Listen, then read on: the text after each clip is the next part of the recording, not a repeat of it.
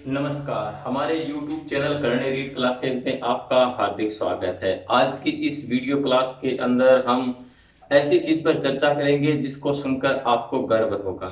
जैसा कि आपको पता है कि जब किसी व्यक्ति के कंधे के ऊपर तिरंगा फहराया जाता है, जब हमारा देश किसी दूसरे देश में जाके अपना प्रतिनिधित्व करता है, कोई दूसरा देश हमारे तिरंगे झंडे के नीचे कार्य करता है, तो हमें बड़ा गर्व होता है, क्योंकि तिरंगा झंडा है वो हमारा प्रतीक चिन्ह है। आज की इस वीडियो क्लास के अंदर हम चर्चा करेंगे हमारी संस्कृति एंड सभ्यता। हमारी संस्कृति एंड सभ्यता का टॉपिक है, उसके अंदर हम बात करेंगे भारत के प्रतीक चिन्ह के बारे में। आप भारतीय हैं, आपको हमारे प्रतीक चिन्हों की जानकारी होना अति आवश्यक है, ये आपका नैतिक कर्तव्य बनता है। ठीक उसी तरीके से आप जिस स्टेट से बिलोंग करते हैं, उस स्टेट के राज्य जो चिन्ह होते हैं उनके बारे में भी आपको जानकारी होना अति आवश्यक है, ये भी आपकी नैतिक जिम्मेदारी है। आज इस वीडियो क्लास के अंदर हम भारत के प्रतीक चिन्ह और राजस्थान के प्रतीक चिन्ह के बारे में चर्चा करेंगे। ये वीडियो बहुत ही इंपॉर्टेंट है, रीट लेवल फर्स्ट के लिए तो इम्पोर्टेंट है ही है, साथ में रीट लेवल सेकंड और यहाँ तक कि दूसरे एग्जाम्स होते हैं उनके लिए भी बहुत ही ज्यादा महत्वपूर्ण है। तो चलो हम चर्चा करते हैं भारत के राष्ट्रीय प्रतीक चिन्ह के बारे में, क्योंकि इन प्रतीक चिन्ह वे चिन्ह होते हैं जिनसे हमारे राष्ट्र की, हमारे देश की पहचान होती है। जैसा कि आपको पता है कि हमारे देश में हमारा राष्ट्रीय ध्वज एक ही है, तिरंगा। हमारे देश में हमारा राष्ट्रीय ध्वज एक तिरंगा है। जब हम तिरंगे को देखते हैं, जब हम तिरंगे को देखते हैं तो हमें उस पर गर्व होता है। क्यों? क्योंकि ये हमारा राष्ट्रीय प्रतीक है और प्रत्येक व्यक्ति को इसके बारे में जानकारी है। लेकिन बहुत से ऐसे राष्ट्रीय प्रतीक हैं, राष्ट्रीय चीजें हैं जिनकी लोगों को जानकारी नहीं है। तो आज हम इस वीडियो क्लास के अंदर उन तमाम जो राष्ट्र से जुड़े हुए चिन्ह हैं उनके बारे में चर्चा कर रहे हैं। तो सबसे पहले हम बात करते हैं हमारा राष्ट्र ध्वज, नंबर 1 की हम बात करते हैं। देखिए, पहले हम बात करते हैं राष्ट्रीय प्रतीक चिन्ह की।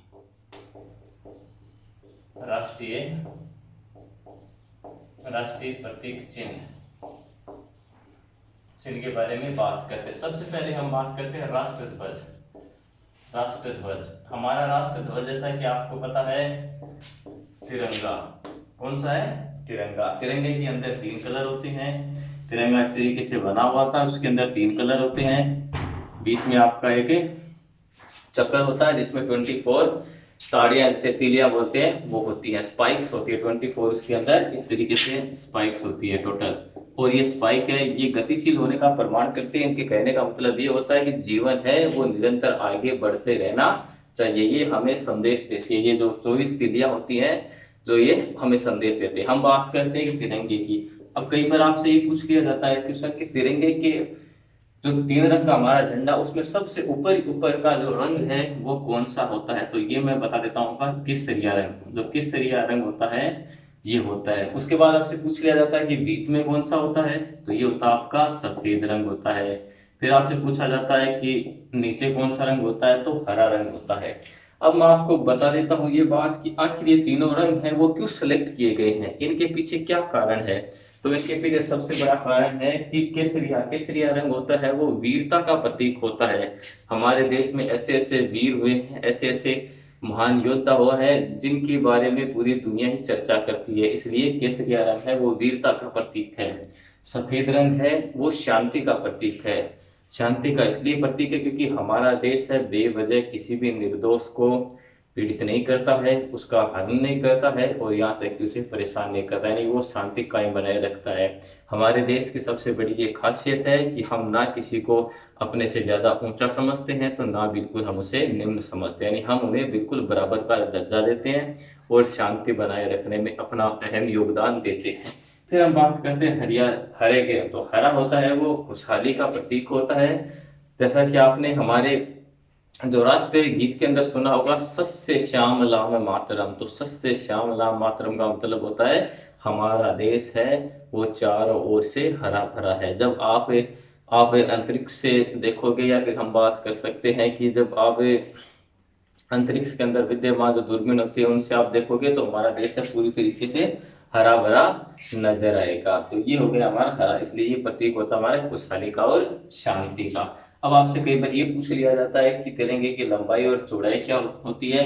तो ये आपके 3:2 में, यानी कि इनकी जो चौड़ाई है वो इनकी 2 फुट होती है और लंबाई इसकी 3 फुट होती है। तो ये 3:2 के अंदर क्वेश्चन को बदल के पूछ लिया जाता है कि चौड़ाई एंड लंबाई या फिर लंबाई एंड चौड़ाई, इस तरीके से बताइए। तो अगर आपको ये पूछ लिया जाए कि चौड़ाई और लंबाई बताइए तो आपको ये करना है। आपसे पूछ लिया जाए कि लंबाई और चौड़ाई बताइए तो आपसे ये पूछ लिया जाता है। लंबाई होती है आपकी 3, चौड़ाई 2 और चौड़ाई और लंबाई, इस तरीके से क्वेश्चन आपसे पूछे जाते हैं।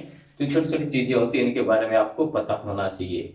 अब हम बात करते हैं तिरंगे के आगे कि तिरंगे के अंदर तिरंगे की डिजाइन किसने की थी, यानी डिजाइन करता कौन है, इसके बारे में भी पूछा जाता है।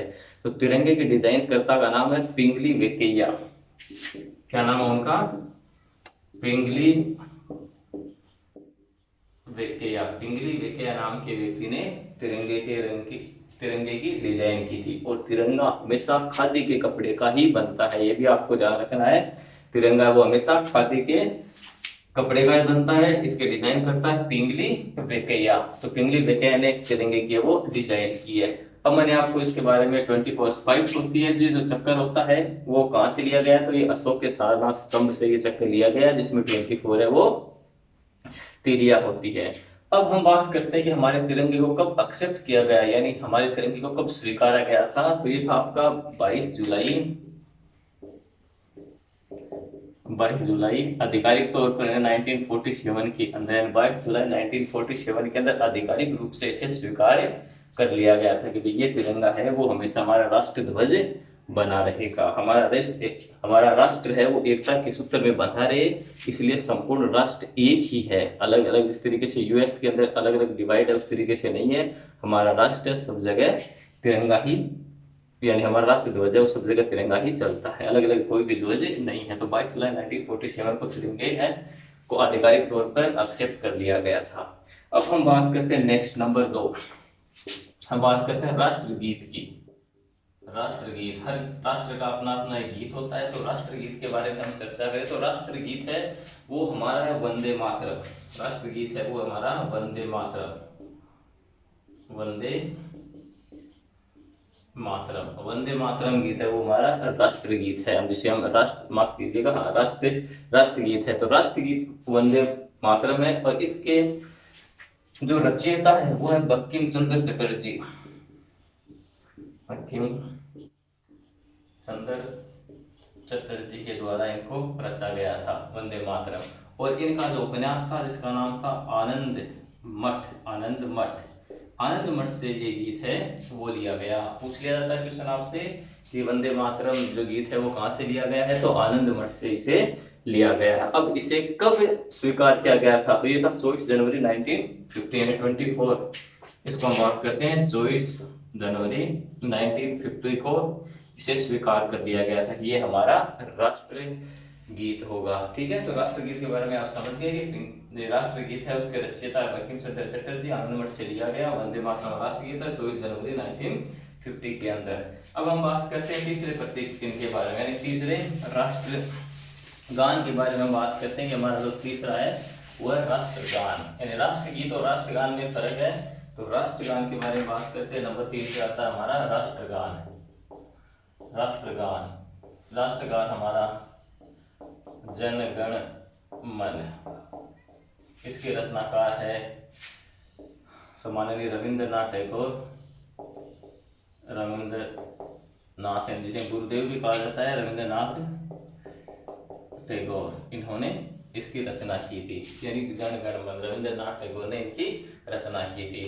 अब ये होता है टोटल 52 सेकंड्स का, यानी 52 सेकंड के अंदर उसे गाया जाता है। 24 जनवरी वही 24 जनवरी 1950 को इसे स्वीकारा गया था। तो जनगण मन है वो रविंद्रनाथ टैगोर जो हमारा की राष्ट्रगान है वो 52 सेकंड का होता है। 24 जनवरी 1950 को इसे स्वीकारा गया था। ये था हमारा नंबर 3 पर। अब हम नंबर 4 पर हम बात करते हैं राज चिन्ह। इसे राज चिन्ह भी कह सकते हैं या राष्ट्रीय चिन्ह भी कह सकते हैं। तो राज चिन्ह हमारा अशोक का स्तंभ, अशोक का जो स्तंभ है उसे हमारा राज चिन्ह है वो स्वीकार किया गया था। अशोक स्तंभ को राज चिन्ह स्वीकार किया गया था। ये भी 26 जनवरी, ये 26 जनवरी 1950 के अंदर। अब देखिए इनमें थोड़ा सा डिफरेंस है।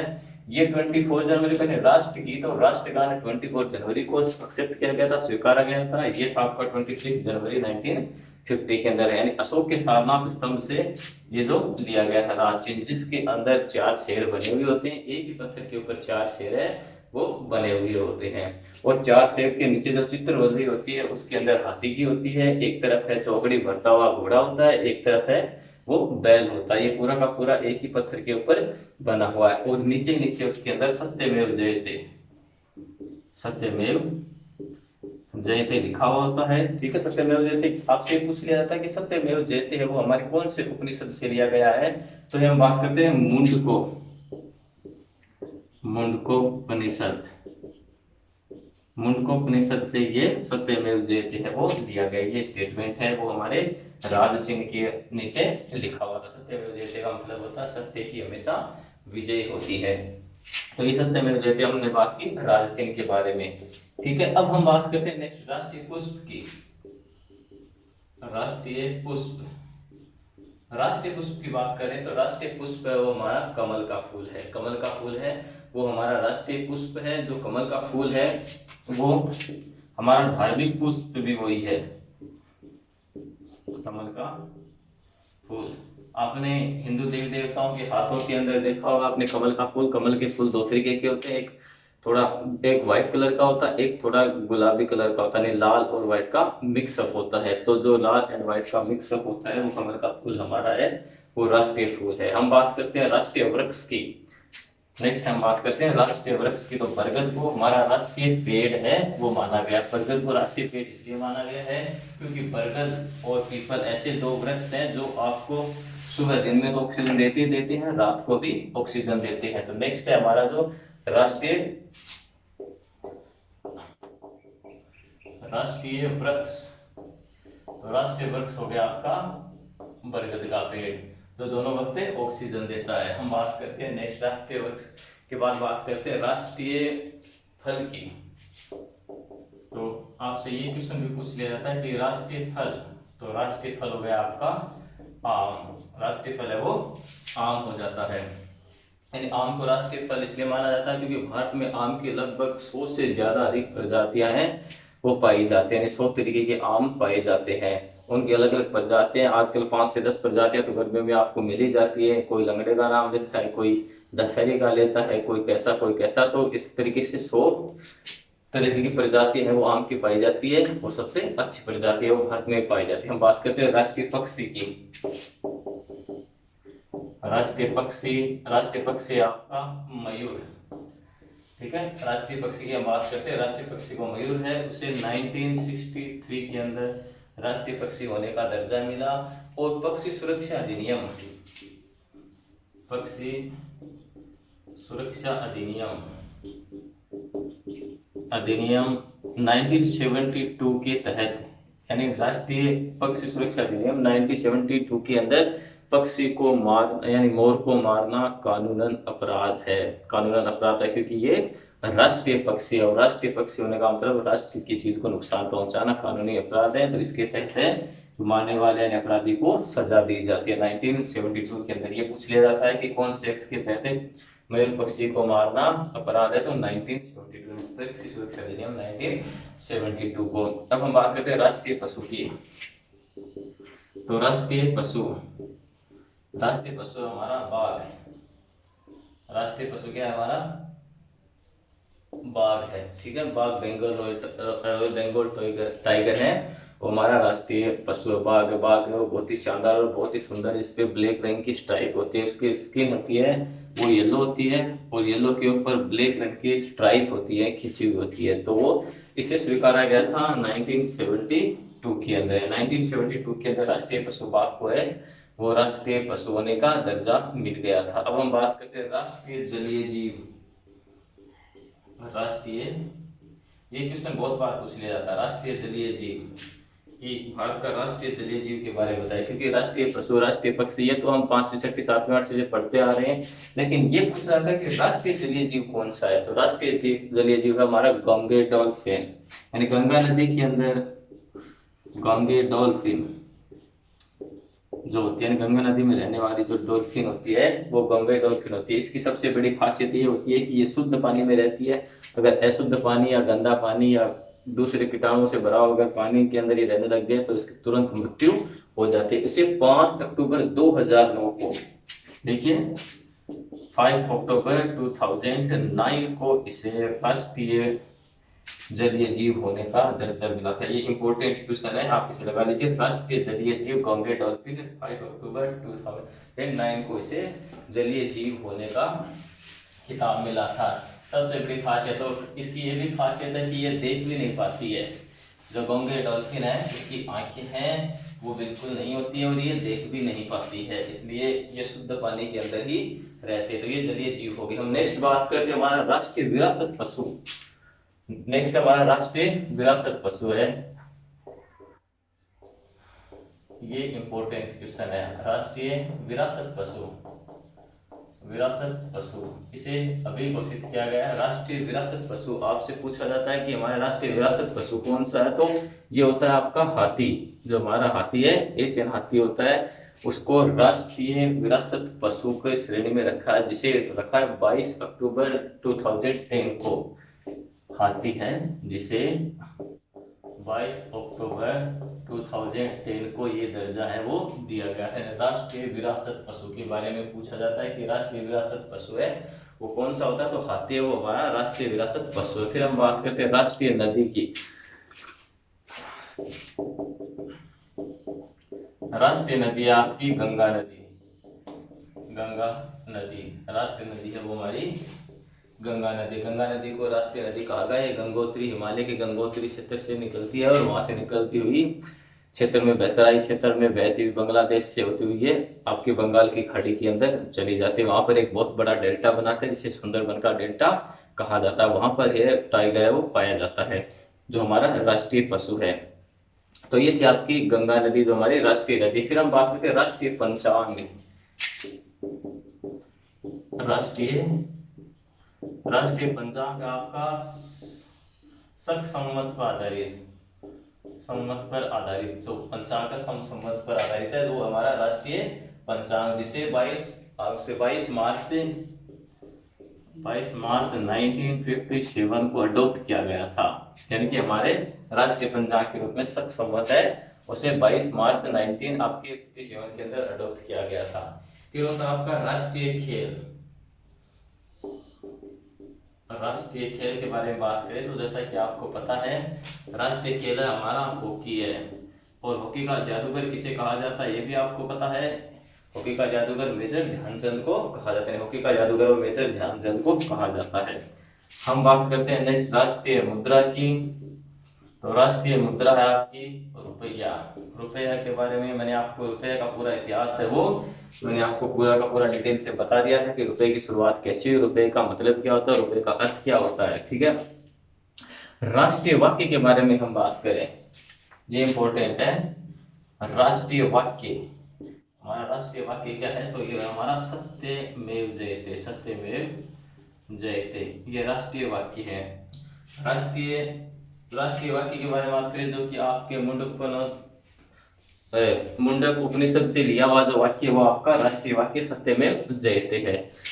अब हम बात करते हैं राष्ट्रभाषा के बारे में। आपको पता ही है राष्ट्रभाषा है आपकी, राष्ट्रभाषा है वो आपकी हिंदी है, और जो कि देवनागरी लिपि से लिपि है जो हमारी देवनागरी है। यानी लिपि के बारे में पूछे तो देवनागरी लिपि के बारे में। तो ये हमारे राष्ट्रीय प्रतीक थे, ये सबसे इंपॉर्टेंट है और इनमें से आपको एग्जाम्स के अंदर क्वेश्चन पूछ लिए जाते हैं। अब हम बात करते हैं राष्ट्रीय चिन्ह के बारे में, बात करते हैं राज्य के चिन्ह, यानी राजस्थान के जो चिन्ह है, राज्य चिन्ह है उसके बारे में।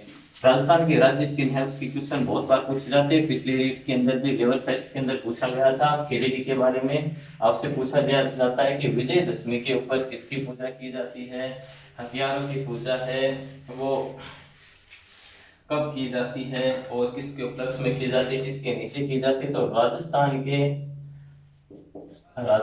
के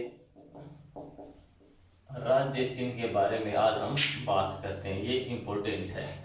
रीड के लिहाज से ये बहुत ही ज्यादा इंपॉर्टेंट है। सबसे पहले हम बात करते हैं हमारा राज्य वृक्ष। राज्य वृक्ष किसे कहा गया है? तो हमारा जो राज्य वृक्ष है खेजड़ी, हमारा राज्य वृक्ष कौन सा है? खेजड़ी। अब खेजड़ी को अलग अलग नामों से जाना जाता है। खेजड़ी को कुछ लोग शेखावाटी में जांटी भी कहते हैं, इसे संस्कृत में समी भी कहा जाता है, यानी समी खेजड़ी या जांटी खेजड़ी। हम जांटी की बात करते हैं, जांटी के बारे में आपने सुना होगा। जांटी के जब फल लगता है, फलियां लगती है, तो उसे जब वो हरी होती है तो उसे हम सांगरी कहते हैं। जब हरी होती है तो सांगरी, जब वह सूख जाती है तो उसे हम खोखा, ये पूछ लिया जाता है आपसे, खोखा किसे कहते हैं? तो जो सूखी हुई सांगरी होती है उसे हम खोखा कहते हैं। और साथ में जो चारा यानी कि जो पत्तियां होती हैं, उसकी पत्तियों को लूंग या कुछ जगह पर उन्हें लूम या लूम भी कहा जाता है, लेकिन हम ज्यादातर इसे लूंग ही कहते हैं। तो ये थी हमारे खेजड़ी के बारे में हम बात कर रहे हैं। अब हम बात करते हैं इसके बारे में कि खेजड़ी की पूजा कब होती है। तो विजयदशमी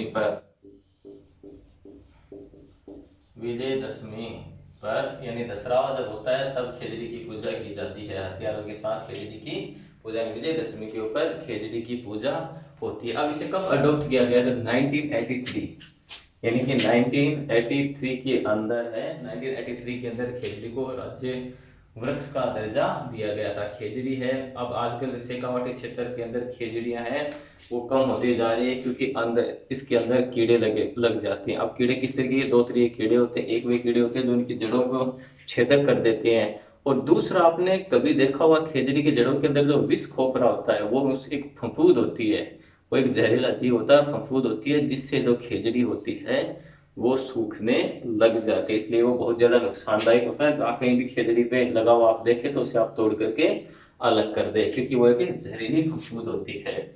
हम बात करते हैं नेक्स्ट राज्य पुष्प की। राज्य पुष्प की बात करते हैं तो राज्य पुष्प आपका रोहिड़ा का जो फूल होता है उसे राज्य पुष्प। जब आप खेतों के अंदर राजस्थान में जाते हो दूर दूर तक, और जैसे ही चैत का महीना होता है तो उस समय आपने देखा होगा कि हरी हरी जाटियों के बीच के अंदर रंग बिरंगे फूलों से खिला हुआ एक पेड़ होता है। वो बहुत ही खूबसूरत और बहुत ही सुंदर, यानी प्रकृति की सुंदरता देखने को ही मिलती है उस वक्त। अगर आप उस चित्र को अपने कैमरे के अंदर कैद कर लेते, अपने मोबाइल के अंदर कैद कर लेते, तो वाकई में वो दृश्य है बहुत ही लाजवाब और बहुत ही सुंदर होता है, बहुत ही खूबसूरत होता है। और उस पेड़ के जो रंग बिरंगे फूल होते हैं वो भी देखने लायक ही होते हैं, इसलिए इसे राज्य पुष्प का दर्जा मिला है रोहिड़े के फूल का। ये भी आपका 1983 के अंदर है, यानी 1983 के अंदर ही इसे मिला है। अब इसे मारवाड़ के अंदर इसे मारवाड़ टीक कहा जाता है। मारवाड़ के अंदर मारवाड़ टीक के नाम से इस फूल को ही कहा जाता है, रोहिड़े को, इस फूल को मारवाड़ टीक कहा जाता है। और साथ के अंदर इसे मरुसोबा रेगिस्तान का सागवान, यानी मरुसोबा और रेगिस्तान का सागवान भी कहा जाता है इसे। मरुसोबा और रेगिस्तान का सागवान,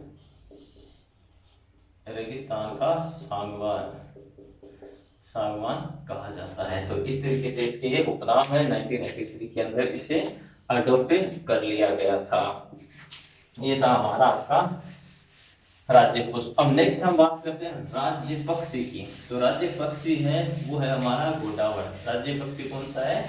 गोडावण। हम बात करते हैं राज्य पक्षी की। राज्य पक्षी, आपका राज्य पक्षी है गोडावण, जिसे फूकना पक्षी भी, शर्मिला पक्षी, फूकना पक्षी, शर्मिला पक्षी भी कहते हैं। कुछ जगहों ने सोहन चिड़िया भी बोलते हैं, सोहन चिड़िया भी कुछ जगह पर उन्हें बोला जाता है। तो ये है आपका गोडावण। गोडावण आपको ज्यादातर जैसलमेर और बाड़मेर के अंदर आपको मिलता है, यानी जैसलमेर और बाड़मेर के अंदर ये पक्षी है वो मिलता है। यानी हमारा जो राज्य पक्षी है वो गोडावण है, जो आपको जैसलमेर और बाड़मेर के अंदर मिलता है।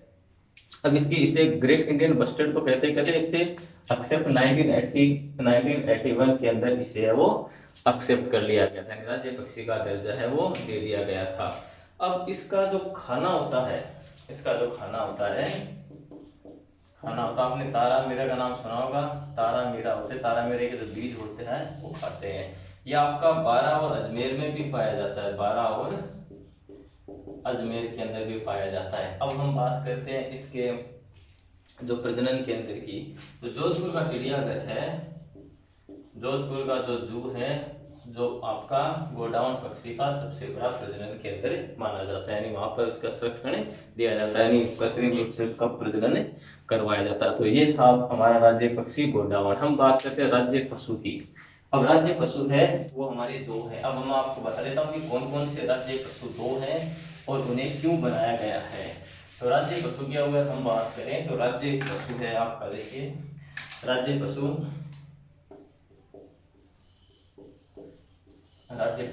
एक आपका चिंकारा और दूसरा आपका ऊंट।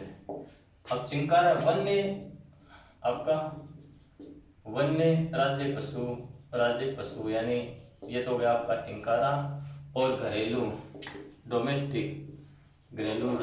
राज्य पशु है वो आपका ऊंट, जिसे 2014 के अंदर ये खिताब मिला था। यानी घरेलू जो राज्य पशु है वो ऊंट है, वो 2014 के अंदर इसे मिला था। और वैसे वन्य जीव के अंदर आपका चिंकारा है वो पाया जाता है, यानी चिंकारे को वन्य जीव राज्य पशु का दर्जा दिया गया और घरेलू पशु का दर्जा है वो ऊंट को दिया गया था, और भी आपको 2014 के अंदर। ठीक है, अब हम बात करते हैं राज्य गीत की।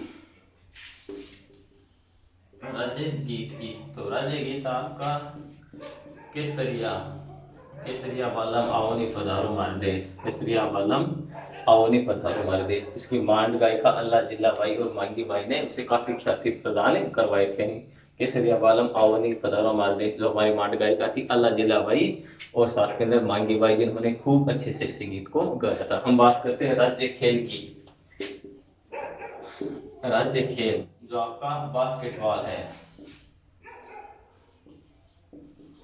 बास्केटबॉल को राज्य खेल का दर्जा 1948 के अंदर दिया गया था। तो ये राज्य खेल था हमारा बास्केटबॉल। फिर हम बात करते हैं राज्य पोशाक की बात करते हैं। तो राज्य पोशाक आपका जोधपुरी कोट पैंट है, जोधपुरी कोट पैंट को राज्य पोशाक का दर्जा दिया गया था, जो वास्तव में बहुत ही शानदार है। हम बात करते हैं राज्य नृत्य की। तो राज्य नृत्य है आपका घूमर, जिसके अंदर महिलाएं गोल गोल घूम करके नृत्य करती है। ये नृत्य सभी नृत्यों का श्रीमोर हम कह सकते हैं इसे, राज्य नृत्य हो गया आपका घूमर। वास्तव में बहुत ही अद्भुत, बहुत ही शानदार और बहुत ही खूबसूरत नृत्य है। सभी नृत्यों का हम कह सकते हैं इसे, सभी नृत्यों का एक तरीके से ये राजा होता है। जब हम महिलाएं घूमर गाती है, घूमर पर नाचती हैं, तो वाकई में दृश्य है वो लाजवाब और बहुत ही खूबसूरत होता है। ऐसा लगता है कि बार बार इस दृश्य को हम देखते जाए या निहारते जाए। तो ये हो गया आपका। अब हम बात करते हैं राज्य शास्त्रीय नृत्य।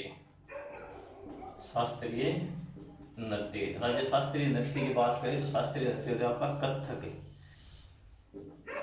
नृत्य है, जिसका जयपुर घराने से संबंध है। कथक नृत्य की उत्पत्ति यूपी में हुई थी, जब जिसका संबंध है वो जयपुर घराने से है।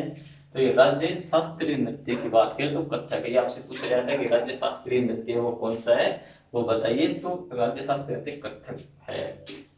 कई बार राज्य खाना भी पूछ लिया जाता है, तो दाल बाटी चूरमा, जो कि अक्सर हम दाल बाटी चूरमा, जो कि अक्सर हम बात कर सकते हैं कि किसी जागरण के बाद बनाते हैं, किसी धार्मिक उत्सव के बाद जो बनाते हैं दाल बाटी चूरमा, उसे राज्य खाने का दर्जा है वो दिया गया है। तो इस तरीके से ये जितने भी चीजें हैं वो आपको मैंने बताई है। राष्ट्रीय प्रतीक चिन्ह और राज्य प्रतीक चिन्ह ये एग्जाम के लिहाज से बहुत ज़्यादा इम्पोर्टेंट है।